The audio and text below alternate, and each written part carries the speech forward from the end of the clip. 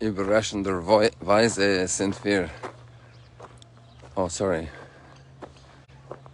I had something else in my brain. In a surprising way, look at this sky at the end of May. So there's actually predictions for storms today. A guide pointed it out to me last night. He said that we were going to have storms. I noticed the camera is at an angle. Just let me center it a little bit for a second. I hope there won't be a major disturbance. Maybe this will help a little bit to get it more horizontal.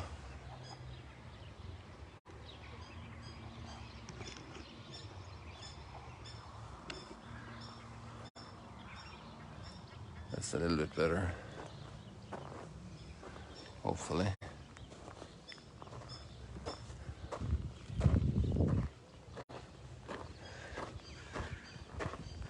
So usually we don't see any rain, not even in April, although it's not infrequent to have it. But in May it's very unusual.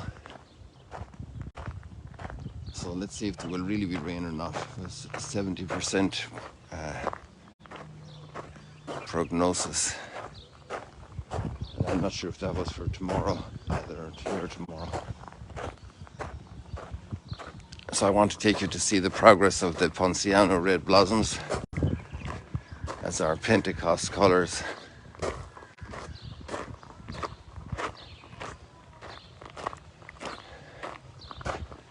And then I just am so excited about the readings. The amazing, dramatic result that is documented in this Easter season.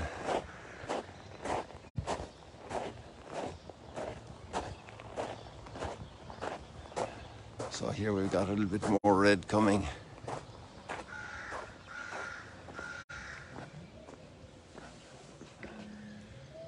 It's interesting how nature and grace are in sync, which in a way is the big challenge of our lives, because we also have all that dimension of nature in us, but oftentimes we're out of sync with grace. And that's really the whole struggle of our lives.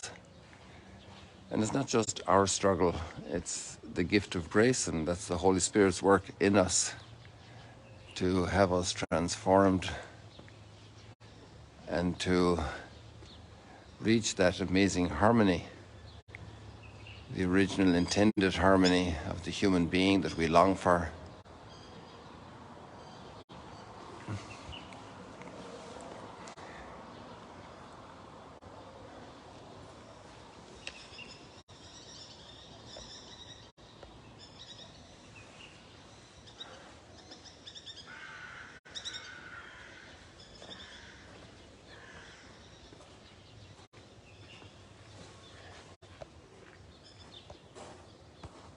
Our free will is the arena of the challenge.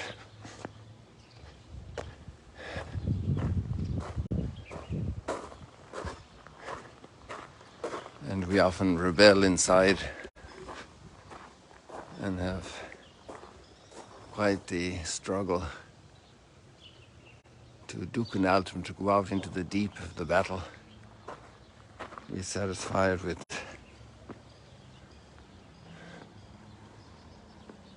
certain satisfactions rather than going through to fulfillment. And the Holy Spirit will lead us into the deep of love, the deep of self-giving.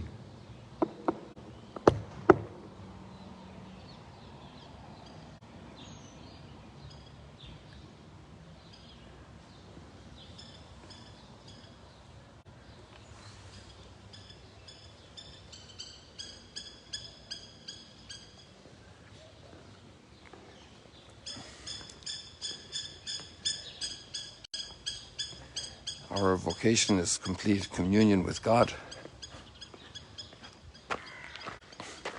And that's very tried and tested.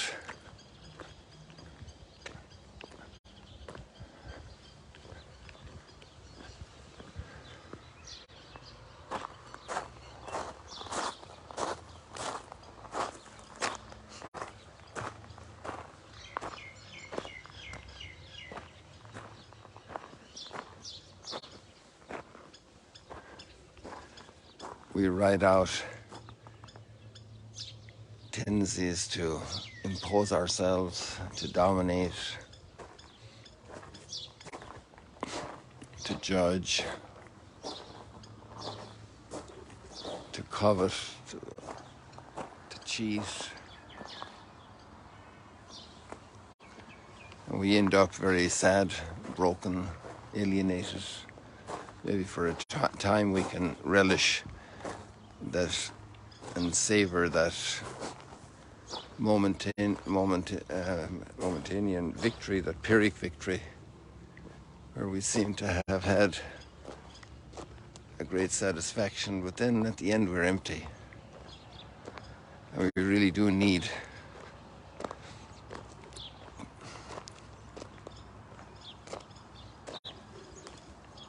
somehow to get that integration of nature and grace. And I talk about that because the red blossoms over there, they always come out at Pentecost.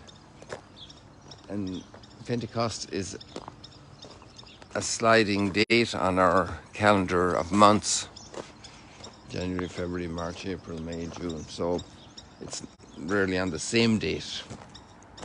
Maybe every so many years it'll coincide on the same date, but it can be weeks different, and yet the red blossoms are there.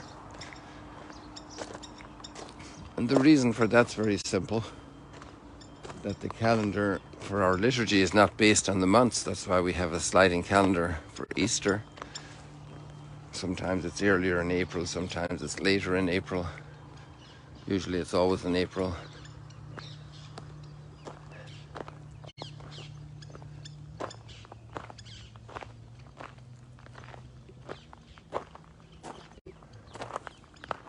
But it's based on the moon. And the Jewish calendar for the Passover is on the first full moon after the spring equinox. Then the full moon is the exact measure. We don't go with that particular moment of nature. We go with the following Sunday, which is the resurrection.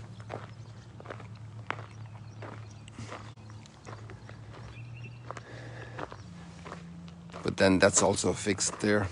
So it's quite interesting to see that relationship. And so because of that natural cycle, then obviously that has a huge impact on growth and springtime, on the development of the plants, the cycles.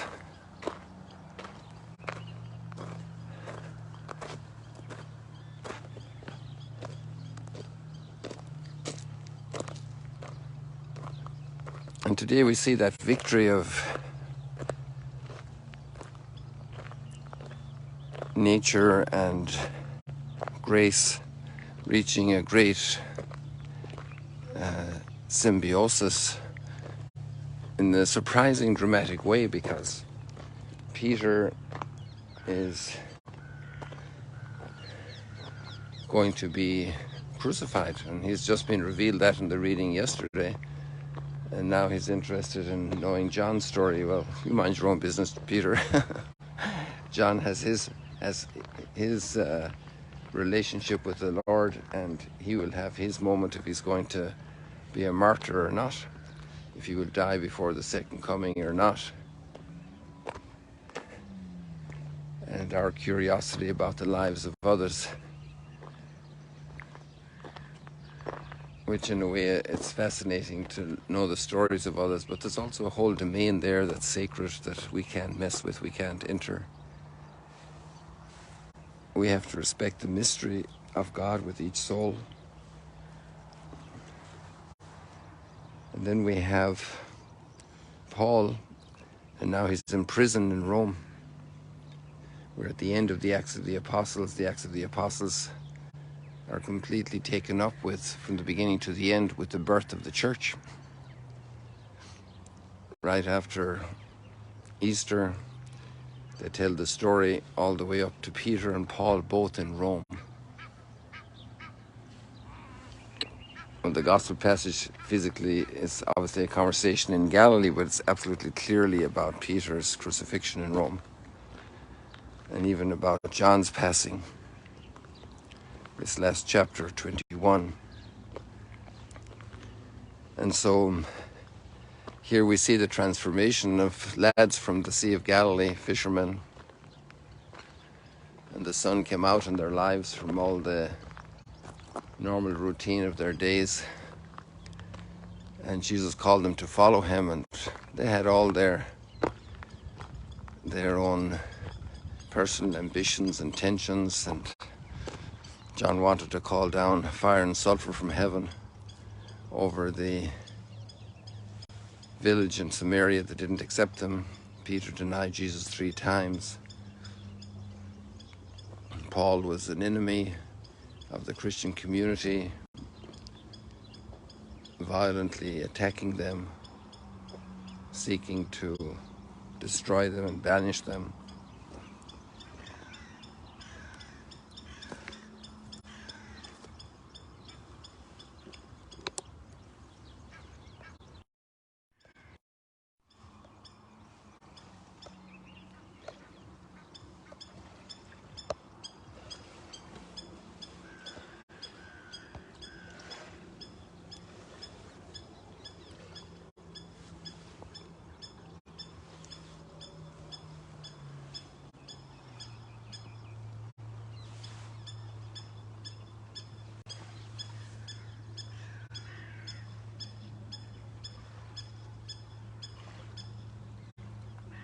I wonder what this cat's looking for.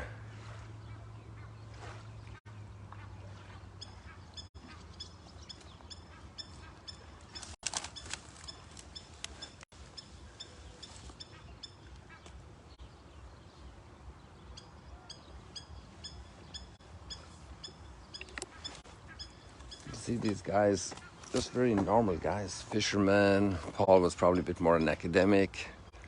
Did a lot of advanced studies in Jerusalem under Gamaliel. Peter was living in the house with his mother-in-law, working with his brother Andrew.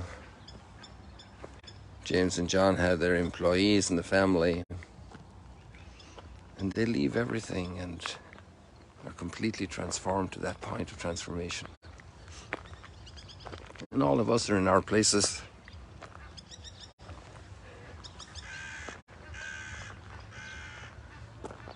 Very normal in many ways.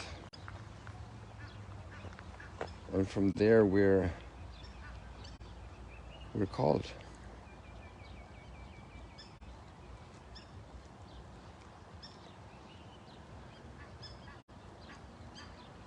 And we're being transformed by grace, by the Holy Spirit's action in our lives.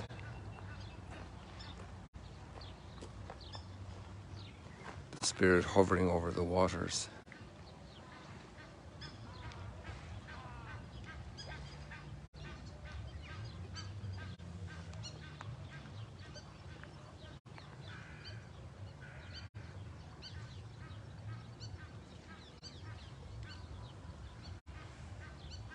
Like life from the very beginning, leading us to life forever, to the greatest maturity and conclusion.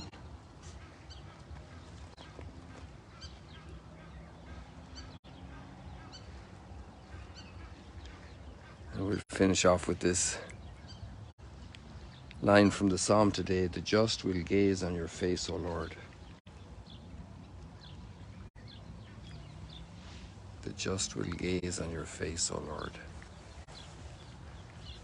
When nature and grace will be completely in sync. So God bless you today from the Sea of Galilee as we prepare for the big celebration of Pentecost tomorrow. Shabbat Shalom to all our Jewish friends and the blessed Pentecost.